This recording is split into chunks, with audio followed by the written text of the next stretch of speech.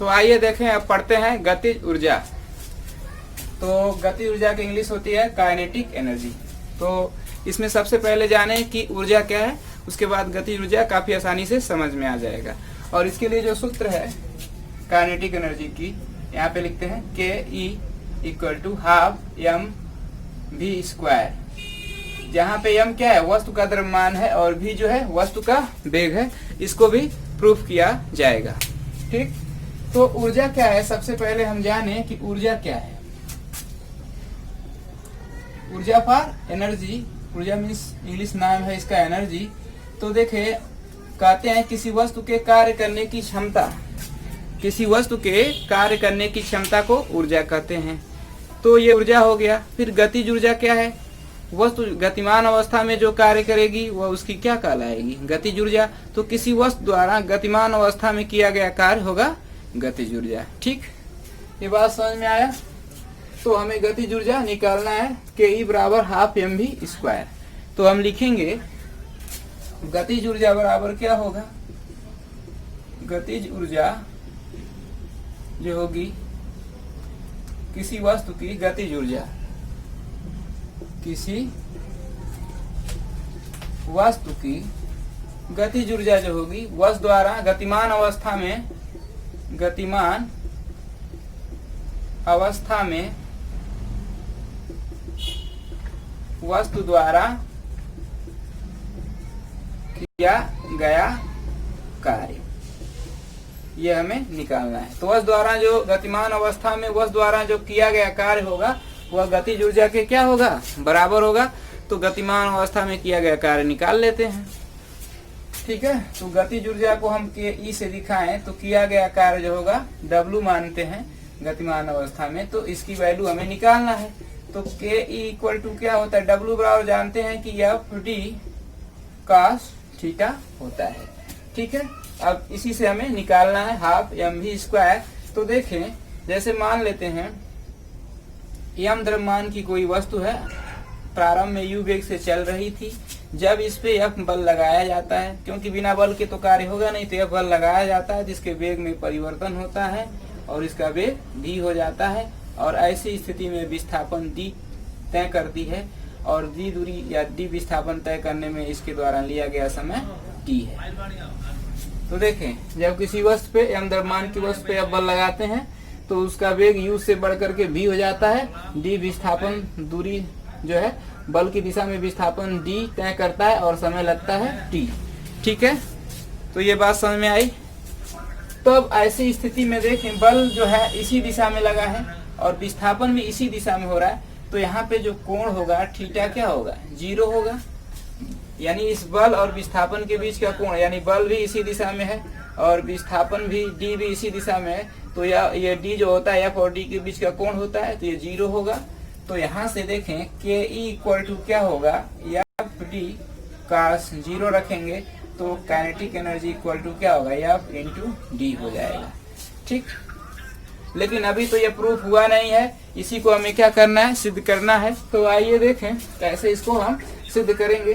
तो न्यूटन का जो द्वितीय नियम होता है, क्या होता है, F = ma, यानी बल गुणे F = ma क्या होता है, द्रव्यमान गुणे त्वरण। न्यूटन कहता है कि जब किसी वस्तु पे बल लगाया जाता है तो वस्तु के वेग में परिवर्तन होता है, और ये लगाया गया बल क्या होता है, वस्तु के द्रव्यमान और उसमें उत्पन्न त्वरण का गुणनफल के बराबर होता है। यानी F बराबर क्या होता है, m × a होता है।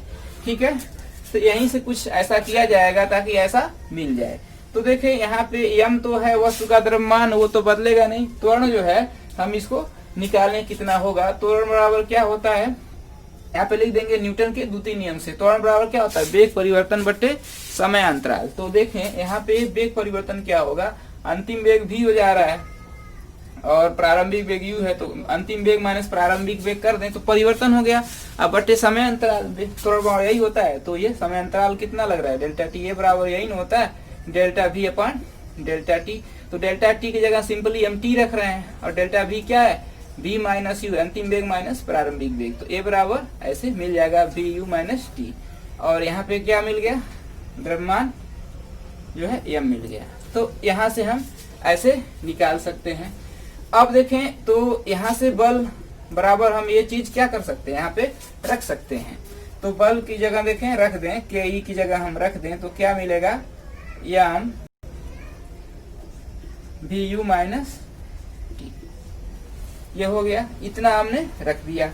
अब ध्यान देंगे हमें लाना, देखिए एम मिल गया, जैसे यहाँ एम मिल गया, ठीक है। अब देखें ये भी मिल गया, ये भी मिल गया, ठीक है। तो हमें निकालना है हाफ 1/2 आना चाहिए और ये समय भी क्या होना चाहिए, गायब होना चाहिए। तो देखें एक चीज और इसमें जानते हैं, गति के जो समीकरण हैं 3 समीकरण होते हैं। पहला समीकरण होता है v बराबर u प्लस ए टी, ठीक है। दूसरा जो होता है v स्क्वायर बराबर u स्क्वायर प्लस 2as होता है। और तीसरा जो होता है ये होता है आपका s बराबर u plus half A T square. ये 3 समीकरण है, ठीक है। ये पहला हो गया, मान लीजिए दूसरा हो गया, ये तीसरा हो गया, ठीक है। गति के 3 समीकरण होते हैं। अब इसको ही दूसरा मान लीजिए, कोई फर्क नहीं पड़ता है, इसको कुछ लोग तीसरा मानते हैं। तो ये पहला दूसरा तीसरा ऐसे समीकरण हो गया। तो देखें किसमें हाफ आया है, जैसे देखें इसमें देखिए 1/2 आया है, इसका क्या उपयोग करना ठीक रहेगा। फिर देखिए इसमें 2 ही आया है, तो इसका भी उपयोग कर सकते हैं, क्योंकि देखिए इसमें अंतिम वेग है, u प्रारंभिक वेग है और 2 जो है आया है, s जो है तो दूरी है, तो यहाँ पे दूरी d के रूप में रख लेंगे। तो यहाँ से अगर हम चाहें ये त्वरण का मान निकाले हैं, ठीक है। ये जो त्वरण है यहाँ पे f बराबर m में है, तो इस त्वरण a का मान हम निकालें तो शायद ये न रखना पड़े, क्योंकि इसमें t आ जा रहा है, ठीक है। और देखिए इसमें t नहीं है, तो देखिए इस फार्मूले में कहीं t नहीं, इसका यूज करेंगे तो इसमें t आ जाएगा, तब भी दिक्कत होगी। इसका यूज करेंगे तो t आ जाएगा, क्योंकि यहाँ पे t नहीं है। तो यहाँ पे थोड़ा सा दिक्कत हो गई कि दूसरा रख दिया, लेकिन यहाँ पे हम a का मान अभी ऐसे f बराबर m में रख दें, ठीक है, और इंटू डी रख दें। अब हम a का मान निकालेंगे, जैसे हम गति का जो समीकरण है, गति का समीकरण जो है क्या है, v स्क्वायर बराबर u स्क्वायर प्लस 2as से, इससे लगाएंगे तो v स्क्वायर हम रख लेंगे, u प्रारंभिक वेग है, 2a त्वरण तो यही माने, और दूरी कितनी चल रही है, d चल रही है, इसकी जगह क्या है d रख देंगे, कोई दिक्कत नहीं, ठीक है। यहाँ से हम a की वैल्यू निकालेंगे, यहाँ से a की वैल्यू हम निकालेंगे तो कैसे निकलेगा देखें। तो 2ad इधर लाएं, 2ad इधर लाएं तो माइनस हो जाएगा, और ये हो जाएगा u square minus v square, ऐसे रख देंगे। देखिए ये माइनस हो गया और उधर गया, तो u square minus v square हो गया, कोई दिक्कत नहीं। अब यहाँ से a की वैल्यू निकालें तो u square minus v square upon क्या होगा, a की वैल्यू निकालते हैं तो 2d होगा। अब देखें ये माइनस की वजह से यहाँ पे माइनस साइन आ जाएगा, तो u square minus v square upon 2d, तो यहीं पे a की हम वैल्यू रखते हैं। तो काइनेटिक एनर्जी के ई बराबर m इंटू क्या होगा, माइनस में आएगा, तो यहाँ माइनस यहाँ लगा देते हैं, u square minus v square upon 2d, ठीक। और यहाँ d पहले से ही है यहाँ पे, तो ये कैंसिल हो जाएगा, इसका काम खत्म। तो देखें के ई बराबर काइनेटिक एनर्जी हाफ मिला, ये 2 है तो हाफ हो जाएगा, m है तो m है, m माइनस आ रहा है, माइनस रहने दीजिए। अब यहाँ पे हमारा मिला है u square minus v square मिला है, ठीक है। अब यहीं पे एक क्रिटिकल पॉइंट है, बस यहीं से ये क्लियर हो जाएगा। तो देखें, ठीक, क्या करेंगे, प्रारंभिक वेग मान लेते हैं 0 है, मान लिया कि u बराबर क्या है, प्रारंभिक वेग अगर 0 ले लें, तब यहाँ पे हम क्या रखेंगे, के ई काइनेटिक एनर्जी हाफ m, ये 0 रख लेंगे तो क्या मिलेगा, माइनस v स्क्वायर, और यहाँ माइनस पहले से माइनस प्लस हो जाएगा, तो क्या होगा, ये हाफ m v स्क्वायर, इस तरह से क्या होगा, काइनेटिक एनर्जी बराबर जो होगा हाफ m v स्क्वायर।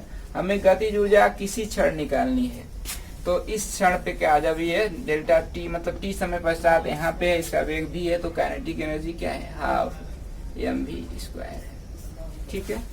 तब जाकर के एक क्या है, गतिज ऊर्जा, ऐसे यह फार्मूला मिल जाता है किसी क्षण, ठीक है। आशा करते हैं समझ में आया होगा, ठीक है।